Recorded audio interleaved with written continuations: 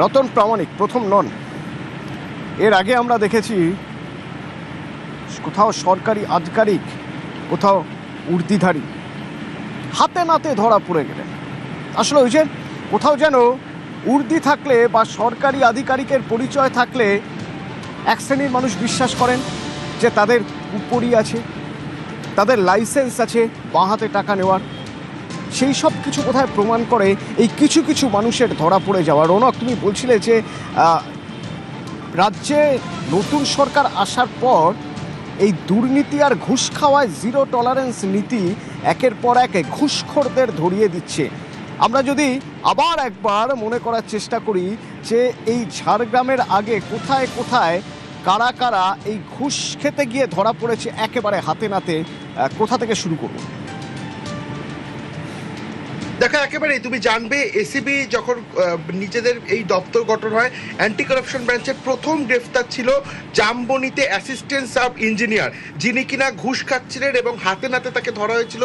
এখানেও সেই একই ফেনালফাতালাইন এক্সামিনেশন করে তাকে ধরা হয়। তারপরে তোমার মনে থাকবে যে বাট্রা থানার সাব ইন্সপেক্টর, তাকেও কিন্তু এই ঘুষ খাওয়ার অভিযোগে ধরা হয়েছিল এবং নাজিরগঞ্জের কনস্টেবল, তাকেও ঠিক একই অভিযোগে। অর্থাৎ নতুন সরকার আসার পর এসিবি অর্থাৎ অ্যান্টি কারাপশন ব্রাঞ্চের যে তৎপরতা বা যে কড়া পদক্ষেপ, সেগুলো কিন্তু দিনের পর দিন গত এক মাসেই তাদের যে কটি অভিযান করা হয়েছে সেখানে কার্যত স্পষ্ট।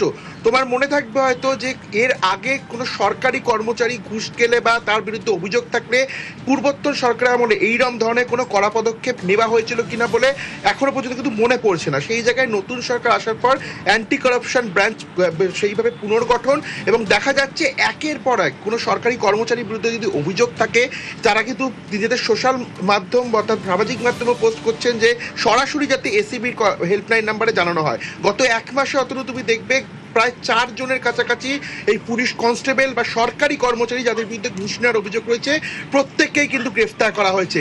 এবং একেবারে অভিনব পদ্ধতি, আমরা দেখতাম আগে সিবিআইয়ের তরফ থেকে যে পদ্ধতি অবলম্বন করা হতো ফেনালফাতালাইন, যে কোনো ঘুষ দেওয়ার সময় সে টাকা হোক বা কোনো বস্তু, তার সঙ্গে সোডিয়াম কার্বনেট মিশ্রিত করে দেওয়া হতো এবং হাতে নাতে ধরার জন্য যাতে সে অস্বীকার করতে না পারে সেই টাকা বা সেই বস্তু তিনি নেননি, সেই কারণেই কিন্তু এই অভিনব পদ্ধতি সিবিআই অবলম্বন করতো।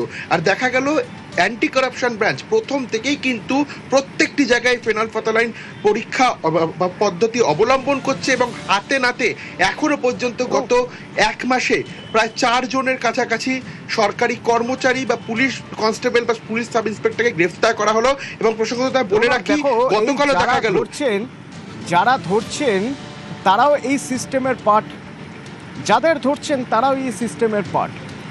খুব সূক্ষ্মভাবে যদি আমরা দেখার চেষ্টা করি, এই সিস্টেমের দুটো পার্টেরই এক পার্ট জানতেন যে আর এক পার্ট তারা ঘুষ খেয়ে যাচ্ছেন দিনের পর দিন, এবং তারা এটাও জানতেন তাদের কিভাবে ধরা সম্ভব। এই যে এখন ধরা যাচ্ছে, তারা জানতেন, কিন্তু তাদের ধরতে দেওয়া হয়নি, ধরার মতো কোনো ব্যবস্থা করা হয়নি।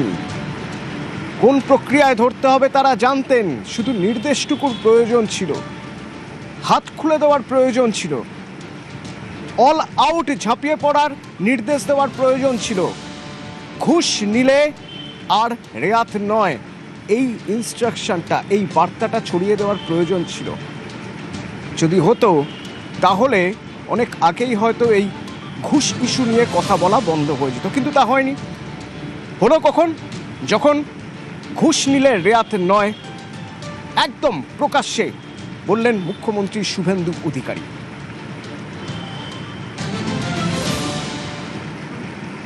সব বালির ঘাটকে আমরা বৈধকরণ করব, তোলাবাজি হইব না, সিন্ডিকেট চলিব না, কাটমানি বন্ধ।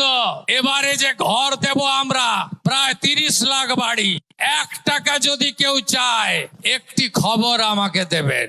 জামমনি ব্লকের একজন সাব অ্যাসিস্ট্যান্ট ইঞ্জিনিয়ার ঠিকাদারের কাছ থেকে 2 লাখ টাকা নিচ্ছিল, খপ করে ধরেছি আর জেলের ভিতর ঢুকিয়ে দিয়েছি। মোটর ভেহিকেলের 2টো ইন্সপেক্টর এই আসানসোল দুর্গাপুরে টোল প্লাজাতে, গাড়িতে ওভারলোড নেই, বৈধ কাগজ আছে, তারপরেও বলে 16,000 টাকা দিতে হবে। কমপ্লেন পেয়েছি, সাসপেন্ড তো করেছি। আমি বললাম সাসপেন্ড করলে মুখ্যমন্ত্রী সন্তুষ্ট নয়, 2টো এমবিআই ইন্সপেক্টরকে জেলে ঢুকিয়েছি, করতে দেব না। তালিকা তৈরি হয়ে গিয়েছে, এক এক করে সবার হাতই রঙিন হবে।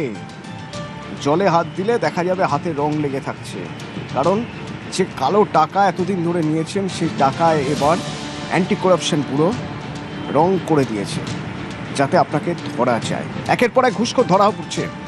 দিলীপ ঘোষ মন্ত্রী কি বলছেন? রাস্তায় প্রকাশ্যে আমরা দেখেছি পুলিশ দাঁড়িয়ে ট্রাক আটকে চাঁদা তুলছে।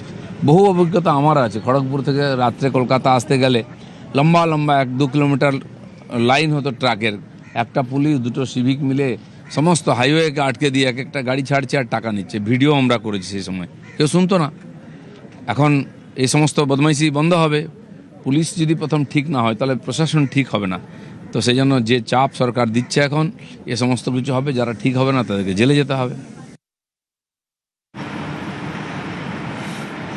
ঘুষ কে নেয়? ঘুষ তারা নিতে পারেন যাদের উর্দি আছে, যাদের সরকারি একটা স্ট্যাম্প আছে যাদের কাছে। আর বাকি যারা হোমরা চোমরা নেতা, তারা কি করেন? তারাও ক্ষমতার কর্তৃত্ব তারাও ফলান, তারা তোলা তোলেন। তো সেই তোলাবাজি বন্ধ করতে হবে। নেতার ঘনিষ্ঠ বা নেতা তাহলেই তোলার লাইসেন্স আছে, এই রকম একটা ধারণা যখন সমাজে বদ্ধমূল হয়ে যাচ্ছে, তখন এই ধারণাটাকে ভাঙতে হবে। আর সেই ভাঙার চেষ্টা করে যাচ্ছেন বিজেপি রাজ্য সভাপতি শ্রমিক ভট্টাচার্য। এবার তিনি জেলায় জেলায় চিঠি দিলেন। বিজেপির যারা নেতা রয়েছেন, যারা জেলার দায়িত্বে রয়েছেন, তাদেরকে চিঠি দিলেন যে যে করেই হোক এই তোলাবাজি আর দুর্নীতির ভাঙতে হবে। কোনোভাবেই তোলাবাজি আর দুর্নীতি বরদাস্ত নয়।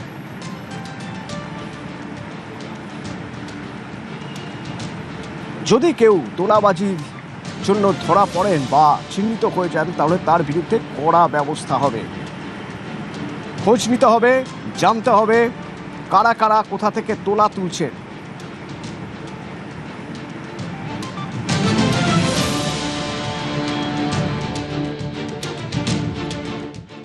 প্রত্যেকেই আমরা একটা কথাই বলছি, আমাদের মাননীয় রাজ্য সভাপতিও বলেছেন পরিষ্কার স্পষ্ট কথা, বিজেপি কামাই করার জায়গা নয়। বিজেপির সংস্কৃতি আলাদা।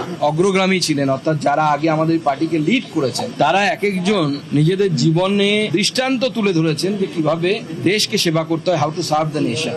স্বচ্ছতা, সেই স্বচ্ছতা সামনের দিকে এগিয়ে নিয়ে যেতে চায় এবং তার বাইরে গিয়ে যারা বিজেপির বিরুদ্ধে, বিজেপির নীতির বিরুদ্ধে কাজ করবে, মাননীয় রাজ্য সভাপতি যেরকম বলেছেন যে বিজেপিতে করে খাওয়ার জায়গা নয়, আপনি এই ধরনের কাজ যদি করেন, অনৈতিক কাজ যদি করেন, পার্টি আপনার বিরুদ্ধে ব্যবস্থা নেবে, প্রয়োজনে খুব কড়া ব্যবস্থা নেবে।